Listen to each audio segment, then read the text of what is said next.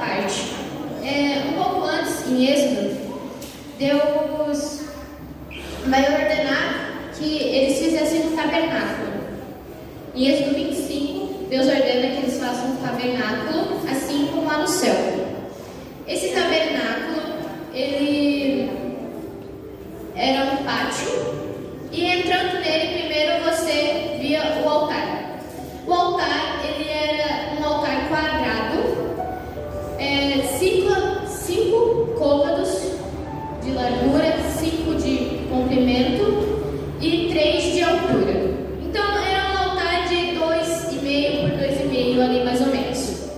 O altar, ele era revestido de bronze e nele havia chifres em cada ponta, que quando o sacerdote ele oferecia ali o sacrifício, ele derramava o sangue sobre ele. Depois do altar, a gente tinha a bacia de bronze também. Nela, os sacerdotes usavam para lavar as suas mãos e os seus pés antes de fazer o sacrifício, antes de ministrar. Depois da bacia, a gente entrava na tenda. Na tenda, primeiro no lugar santo, onde apenas sacerdotes podiam entrar, a gente via só um momento, igreja.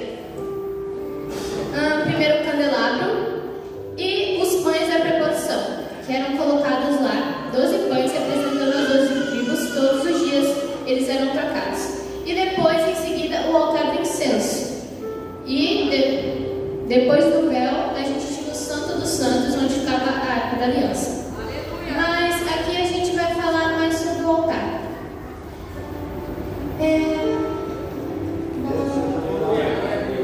Glória a Deus!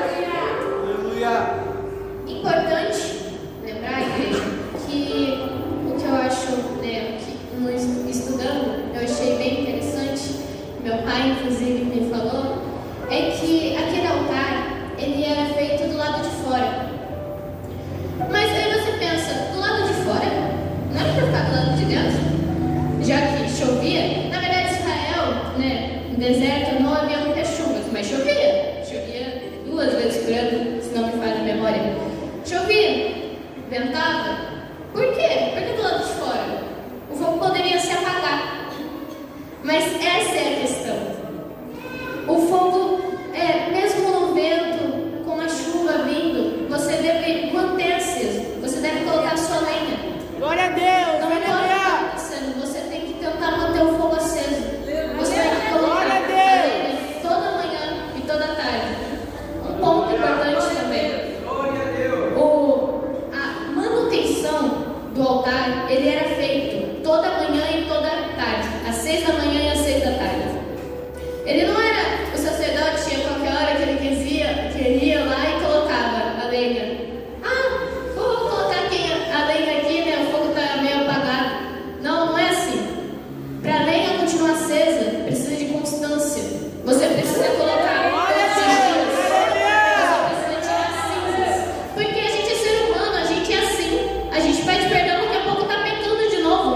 por isso precisa colocar a lenha no altar e tirar a cinza toda manhã e toda tarde. Amém?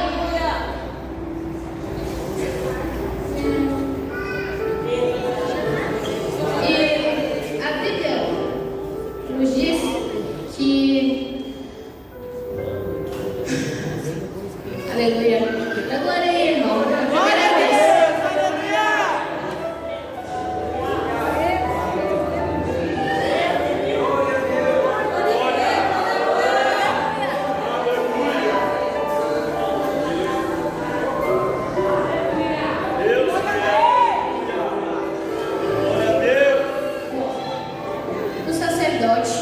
Então ele toda manhã, ele ia até o altar, ele tirava as suas vestes, colocava outras vestes, retirava a sujeira, as cinzas que queimou durante aquelas horas, pegava, levava para fora do acampamento, colocava lá, em seguida ele voltava e ele colocava 12 toras de madeira.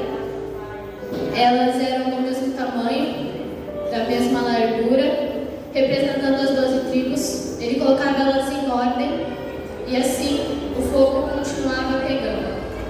É interessante, igreja, que aqui nesse culto não era assim, o sacerdote ele tinha o seu papel específico para fazer, assim como tinha também os levitas que faziam outros papéis. Tinha aqueles que carregavam a madeira, tinha aqueles que cortavam a lenha, tinha aqueles que eram os carregadores da tenda. Então cada um tinha uma função. O que a gente pode pensar sobre isso é que aqui dentro dessa igreja cada um tem uma função. Não adianta você que foi chamado para cantar querer pregar. Não adianta você que foi chamado para pregar e querer cantar. Você tem que exercer o que Deus está fazendo uma coisa. A lenha vai queimar, o fogo vai pegar. Aleluia. Aleluia.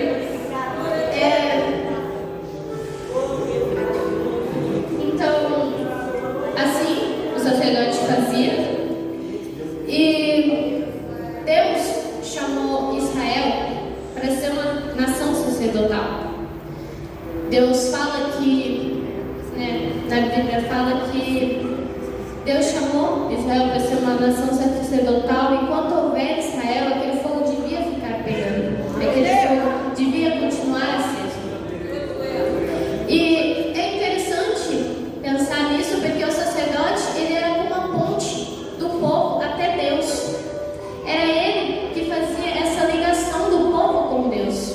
Eles não tinham essa liberdade que a gente tem de dobrar os nossos joelhos e falar com Deus, sentir essa presença. Então, o sacerdote era ponte, mas o diabo, ele quer acabar com isso. E ele tentou,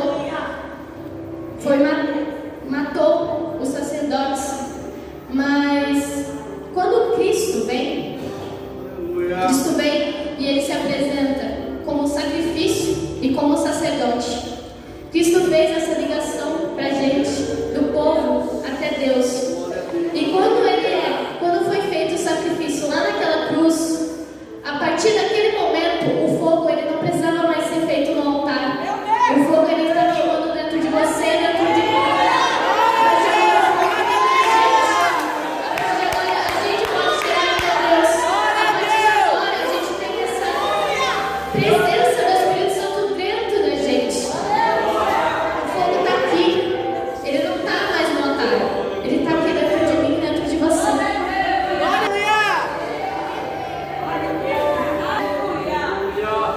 Espíritos.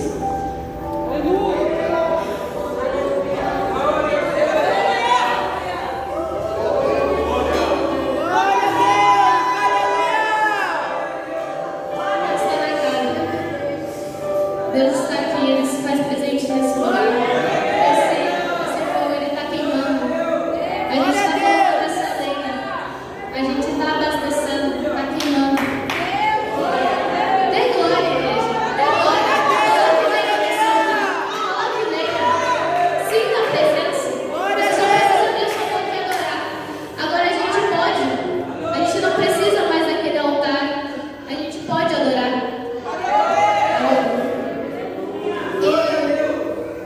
Assim era feito, o sacrifício toda manhã e toda noite. Eu quero abrir um parênteses aqui para falar uma coisa. Em Êxodo 31, vai falar sobre os artesões do tabernáculo. E eu achei isso tão interessante, igreja, tão interessante, porque os artesãos do tabernáculo, eles não eram, assim, artesãos profissionais. Eles não mexiam com essas coisas. A Bíblia vai falar em Êxodo 31 o seguinte: E falou o Senhor a Moisés dizendo: Eis que chamei pelo nome Bezalel, o filho de Uri, o filho de Uri, da tribo de Judá, e enchi com o Espírito de Deus, da sabedoria e do entendimento, e de conhecimento, e de toda forma de mão de obra.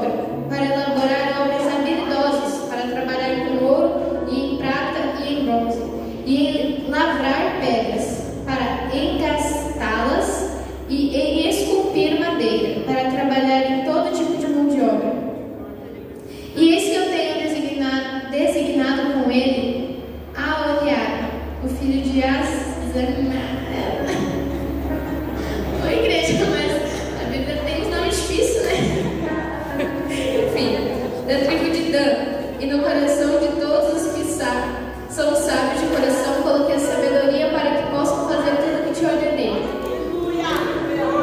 Aqui a gente pode entender que eles não tinham aquele conhecimento todo para mexer com pedras, ouro, prata, bronze, para mexer com madeira, mas Deus capacitou. Deus encheu com o Espírito Santo os jovens aqui. Deus deu capacidade para jovens aqui. Deus deu capacidade para jovens cantar, para jovens dar uma palavra. E Ele capacita. Deus é o mesmo Deus que chama, é aquele que capacita, que Ele derrama a unção. Muitos são chamados, poucos são os escolhidos. E Ele capacita os seus escolhidos. Ele dá aquela capacidade. Ele dá, porque eu e você, nós não temos, de nós não temos nada, mas Deus dá capacidade. Amém? E